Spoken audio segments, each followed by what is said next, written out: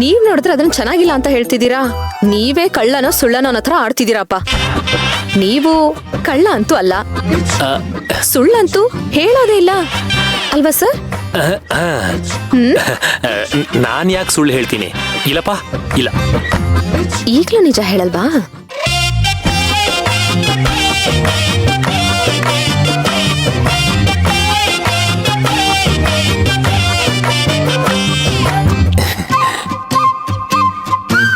ಅಯ್ಯಯ್ಯೋ, ನಮ್ family doctor ಇರೋ ಕಡೆನ ಹೋಗ್ತಿದ್ದಾಳಲ್ಲಪ್ಪ. ಸೇವಂತಿ, ಅದು ಹಾಸ್ಪಿಟಲ್ ರೂಟು ಇದಲ್ಲ. ಇದಲ್ವಾ?